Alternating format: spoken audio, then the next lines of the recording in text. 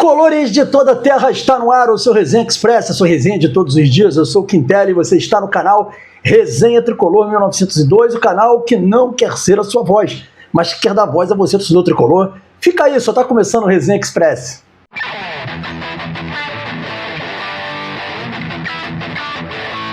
Resenha Express voltando, eu peço aos amigos e amigas para não esquecerem de se inscrever no canal, ativar o sininho de notificações, deixar o like. Fazendo isso, você diz ao YouTube que esse conteúdo é legal e ajuda a gente a distribuí-lo a mais pessoas. Então deixa o seu like, se inscreve no canal. Outro pedido para vocês, muito importante, vocês vão puxar o comentário para o lado, vão clicar na opção hypar. Dê um hype nesse vídeo, ajuda esse vídeo a chegar a mais pessoas. Com o hype, vocês fazem isso sem sair de casa, sem gastar um centavo. Dá essa moral pra gente aí com o hype aí, tem um hype gratuito, pago, vocês que sabem, tá bom? Mas agradeço aí já de antemão essa força pra gente. Galera, temos algo a falar de Fluminense, né? O Fluminense vem de um empate com o Palmeiras, que deixou o Fluminense a um empate de garantir matematicamente a sua vaga na Copa Libertadores do ano que vem. E a segunda divisão, a Série B do Campeonato Brasileiro, acabou, né? Terminou de acabar. E tem jogadores do Fluminense aí que estão voltando pro Fluminense, né? Um voltando, mas com pretensões diferentes, e o outro que está voltando também, que eu acredito que não é interesse nem do Fluminense nem dele. O que acontece? Vamos falar desses caras. O primeiro deles é o Lelê. O Lelê estava emprestado ao Atlético Goianiense, foi um jogador que foi muito bem no Atlético Goianiense, não estava tão bem assim no Fluminense, e ele está voltando para o Fluminense agora em dezembro, né? A partir de dezembro ele está voltando para o Fluminense. Ele, na verdade, ele ainda tem contrato com o Atlético Goianiense, embora com o preço não tenha terminado, mas a partir do dia 5 de dezembro ele já poderia voltar ao Fluminense. Provavelmente o Fluminense vai dar as férias para ele, mas é um jogador que está voltando. Eu queria saber se vocês acham uma boa aí, dar mais uma oportunidade para o Lelê, tendo visto que a gente viveu aí. Vocês acham que se tivesse com o Lelê hoje estaria sendo melhor do que está com o Everaldo? Uma pergunta importante, queria saber a opinião de vocês. Então o Lelê está voltando, mas o Lelê é aquela situação.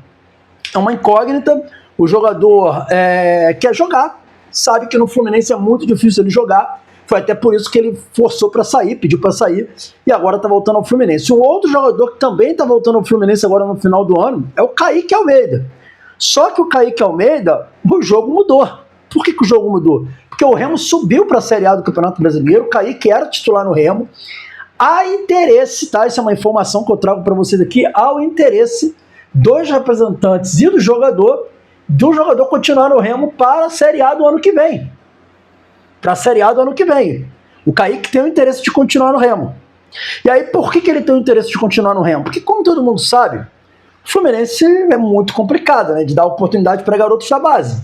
Então, o Fluminense hoje tem lá o Thiago Silva, que é titular absoluto, tem o Freitas, que tem jogado, tem o Igor Rabelo, que ano que vem vai estar disponível. Então, assim, hoje a vontade do Kaique Almeida é continuar no Remo, para disputar a Série A do ano que vem. Isso aí foi informação que eu estou trazendo para vocês. Agora, isso quer dizer que ele vai ficar no Remo? Não, porque quem decide isso é o Fluminense, que é o detentor do passe do atleta. Mas vocês vejam o tamanho da bizarrice.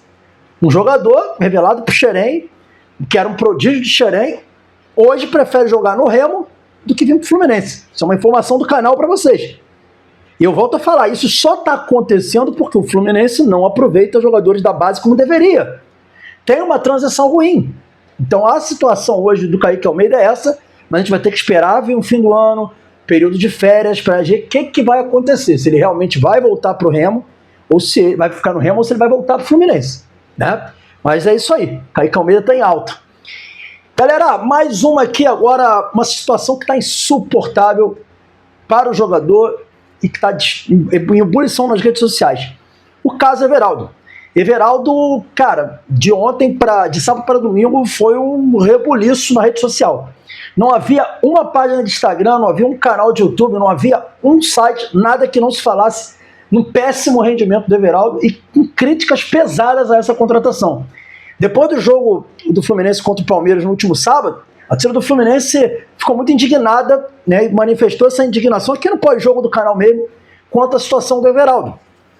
E o atacante realmente tem números bizarros com a camisa do Fluminense, pouquíssimos gols marcados e com minutagem alta. Então, o que o torcedor do Fluminense não está aguentando mais?